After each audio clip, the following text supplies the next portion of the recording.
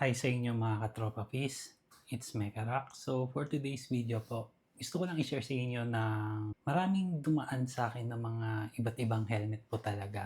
Yes, budget friendly pero kailangan mo talagang mag-improvise, gawan siya. Kasi ang prefer ko din talaga is malagyan siya ng intercom. Yan, katulad po nito.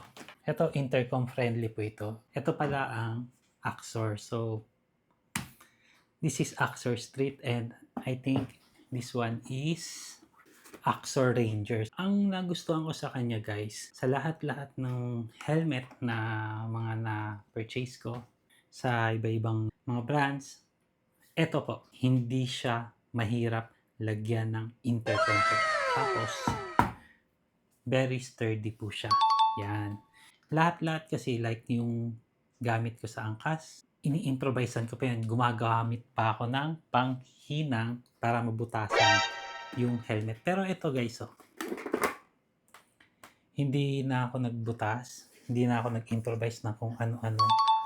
So, talagang dito guys, na ilulusot yung kable niya. Ito, hindi na ako nag-improvise. Pwede mong mailagay dito. Ito, malaki yung microphone. Kumasya to dito. Kumasya po dito. Hindi na ako nag-improvise. Hindi na ako nag-screw or anything po. Andyan lang.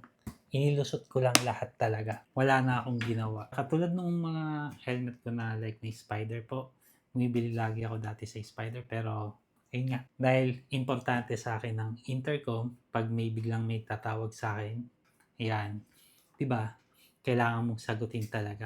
Isa pa doon, eto, 'di ba? Kapag hindi nakalagay sa loob yung microphone, laging nakadikit sa nguso mo.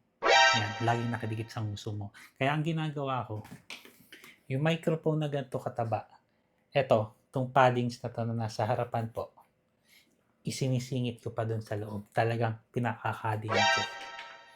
Pinipilit ko doon sa helmet na yun. Dito, hindi ako nahirapan sa dalawang helmet na to. Yung tip ko sa inyo, kung bibili kayo ng helmet mismo, mas maganda po na yung talagang worth, may kasama na siyang anti-fog. Ayan yung pin lock na tinatawag nila.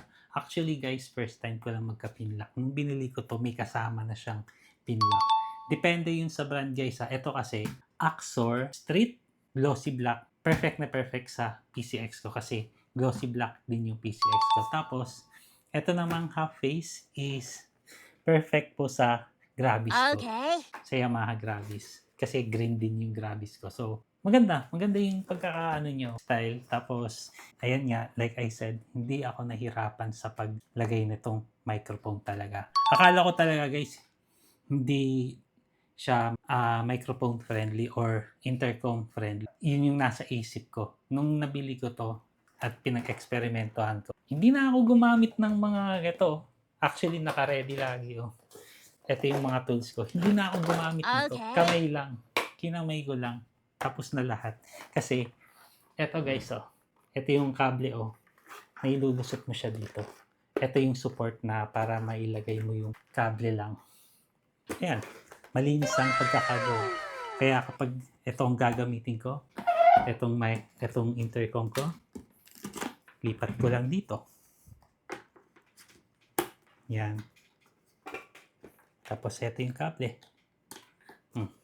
Basic, di ba? Bago kayo pumunta sa Makina Moto Bazaar, hope na napanood niyo itong vlog ko. Nabigyan ko kayo ng tip na kung ano talaga yung pinaka-okay na helmet para sa inyo. Nung nasubukan ko to na i-long ride, swabe. Habang nagmo-motovlog ako, walang sakit sa leg or bato kasi naka-action cam ka, nandito lagi yung bigat. So, kinokontra po nitong, ang tawag dito, nakalimutan ko pero basta kinokontra nito. Okay ang lahat habang nagbablog ako. Sa gaganapin na Makina Moto Bazaar, possible guys, napakalaki ng discount ng Axor helmet. You what? Punta po kayo sa booth ng Axor Helmet Philippines po. See you on my next vlog mga katropa fees. Bye-bye.